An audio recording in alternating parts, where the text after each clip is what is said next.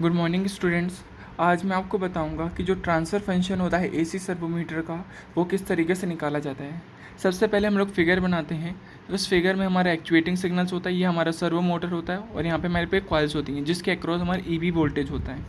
यहाँ पे हमारे पास रेफरेंस सिग्नल्स होते हैं और ये हमारे पास एक मोटर होती है जो कि रोटेट कर रही होती है। अब देखिए यहाँ पे हमने टॉर्क और वीसी कांस्टेंट का हमने ग्राफ प्लॉट किया है।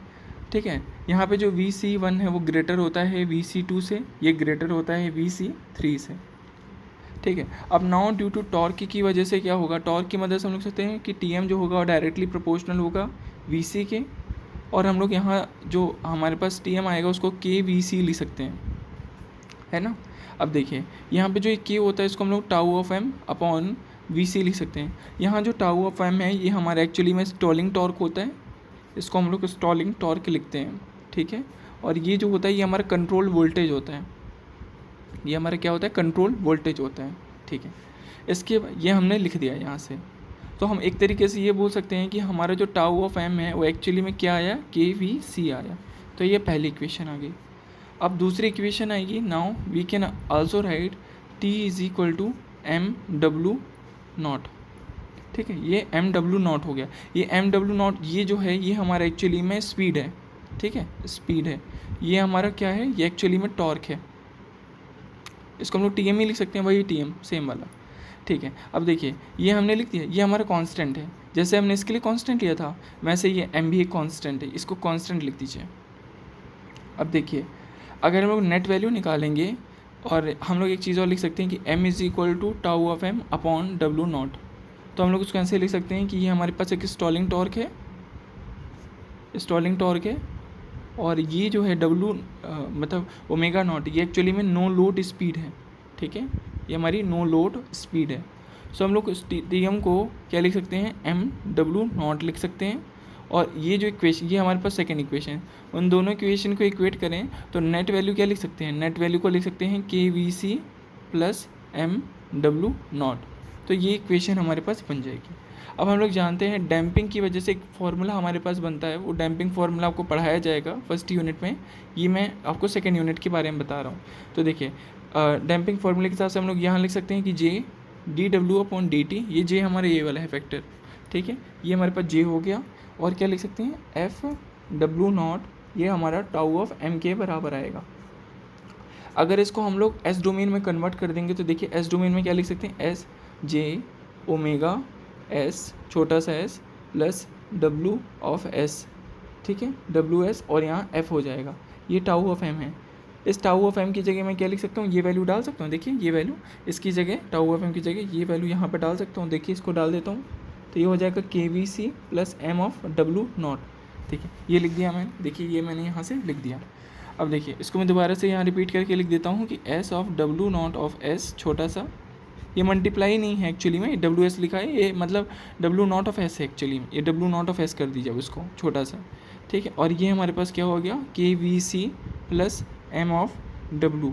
ठीक है, यहाँ देखिए S of J W0 of S है plus F of W0 of S है is equal to KVC plus M of W0। तो ये मैंने लिख दिया। अब देखिए मैं W वाली वैल्यू को एक जगह ले जाता हूँ, उसको भी मैं S के फॉर्म में कन्वर्ट कर देता हूँ सारे को। ठीक है, सो W0 वाले S को सारे को एक जगह ले चला जाता हूँ। ठीक है, तो उसको क्या लिख सकता हूँ, देखिए SJ लिख लिया प्लस F लिख लिया मैंने, और यहाँ माइनस ऑफ M लिख लिया, ये मैं लिख सकता हूँ, ये KVC ऑफ S हो गया। अब देखिए ये W0 ऑफ S है, यहाँ पे हमारे पास देखिए क्या आ रहा है, ये हमारे पास W0 ऑफ S आ रहा है और यहाँ पे क्या आ रहा है, VC ऑफ S। ठीक है, ये किसके बराबर आएगा, K upon S of J plus of F minus of M। देखिए अब ये लिख दिया मैंने। अब देखिए इसको क्या लिख सकता हूँ मैं, यहाँ से जो ये F और ये F माइनस M है इसको कॉमन निकाल लेता हूँ। तो देखिए मैं क्या लिख सकता हूँ, यहाँ लिख सकता हूँ F माइनस ऑफ M, ये हो गया मेरे पास SJ, F minus of M ये +1 हो गया। ठीक है, ये लिख दिया मैंने। देखिए अब मैं यहाँ पे लिख सकता हूँ कि K upon F minus of M जो लिखा है इसको मैं क्या लिख सकता हूँ, इसको मैं KM लिख सकता हूँ। और ये जो KM है इसको मैं लिखता हूँ मोटर गेन कांस्टेंट। ये जो KM लिखा है इसको मैं मोटर गेन कांस्टेंट लिखता हूँ। ठीक है, ये मोटर गेन कांस्टेंट है। ठीक है, और यहाँ पे जो हमारा J upon F minus of M, ये G upon F minus M दिया है, ये एक्चुअली में क्या है, टाइम गेन कांस्टेंट है, टाइम गेन कांस्टेंट है।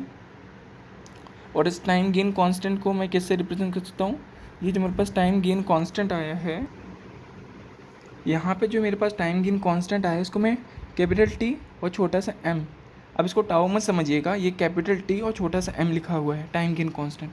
तो देखिए इसके हिसाब से हम लोग W not of S upon V C of S, इसको मैं क्या लिख सकता हूँ, इसको मैं लिख सकता हूँ K upon F minus of M को मैंने क्या लिखा है यहाँ से, देखिए के एम लिखा है, तो मैं इसको के एम लिख देता हूँ। और ब्रैकेट में एस डोमेन में मल्टीप्लाई था, एस मल्टीप्लाई है into capital T M plus of 1। ये जो आया है ये एक्चुअली में ये जो फॉर्मूला आया है, देखिए K M upon S of T M plus of 1, ये जो आया है यही एक्चुअली में हमारा ट्रांसफ़र फंक्शन है। तो इस तरीके से हम लोग ट्रांसफ़र फंक्शन ऑफ एसी सर्वोमीटर का ये हमारे पास डेरिवेशन आ गया, और इस तरीके से हम लोग ट्रांसफ़र फंक्शन ऑफ एसी सर्वोमीटर लिखते हैं। ये जो टी एफ लिखा है एक्चुअली में क्या है, ट्रांसफ़र फंक्शन है, ये हमारे पास ट्रांसफ़र फंक्शन है। और ट्रांसफ़र फंक्शन हमारे पास क्या आ गया, ये आ गया K M upon S of T M plus of 1। ये जो के एम है ये मोटर गेन कांस्टेंट है, और यहाँ जो टी एम है वो हमारा टाइम गेन कांस्टेंट है, जिसको मैंने यहाँ पे पहले से लिखा है। देखिए के एम को मैंने क्या लिखा, के अपॉन एफ माइनस एम, और जो time gain constant T M है उसको J upon F minus M लिखा है। तो इस तरीके से हम लोग transfer function of AC servomotor को कुछ इस तरीके से निकालते हैं। ठीक है, आपको ये क्लियर हुआ हो तो आप इसको लाइक करिएगा।